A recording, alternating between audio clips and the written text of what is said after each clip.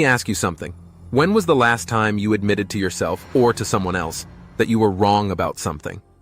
If you're like most people, it probably wasn't easy. And you're not alone. Admitting our own flaws can feel like climbing a mountain. But why is that? Why do we resist acknowledging the areas in our lives where we could improve? Today, we're going to unpack the psychology behind this resistance and explore how embracing our imperfections can actually make us stronger. Let's dive in. Let's start with the big question. Why?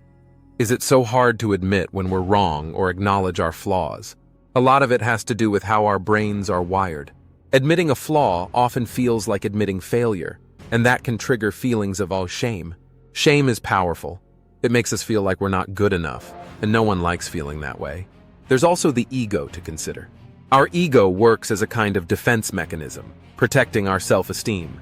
If we admit we were wrong, it can feel like we're poking holes in our own sense of self-worth. And then there's perfectionism. In a world where we're often judged by how perfect or successful we appear, admitting a flaw feels risky.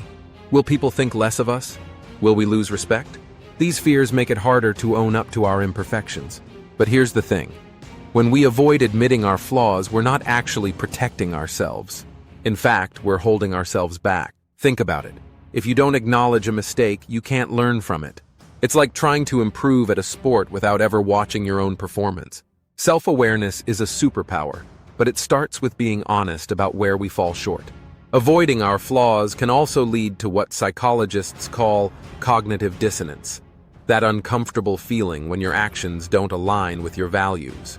For example, if you value honesty but avoid admitting mistakes, you're creating internal conflict that can drain your energy and motivation. So, how do we get better at admitting our flaws? Here are 3 strategies that can help. Practice self-compassion. Start by reminding yourself that nobody is perfect. Not you, not me, not anyone. Self-compassion means treating yourself with the same kindness you'd offer a friend. Instead of thinking, I'm such a failure, try, I'm human, and this is an opportunity to grow. Reframe your perspective. See admitting flaws not as a weakness, but as a strength.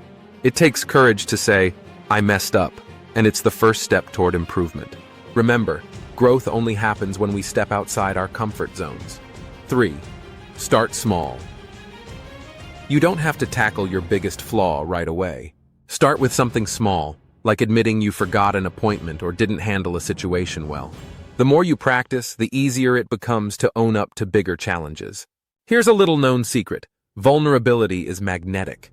When we're open about our flaws, we create deeper connections with others. People respect authenticity more than perfection. Think about someone you admire. Chances are, they're not perfect, but they're probably honest about their struggles and how they've overcome them. That's what makes them inspiring. By admitting your flaws, you show others and yourself that you're committed to growth. It's not about beating yourself up.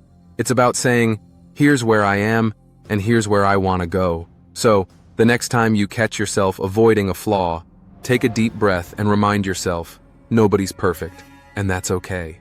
What matters is what you do next. Growth starts with honesty. If this resonated with you, don't forget to like this video, subscribe to the channel, and share your thoughts in the comments below. What's one thing you've learned about yourself recently? Let's talk about it. Thanks for watching, and I'll see you in the next one. Keep growing.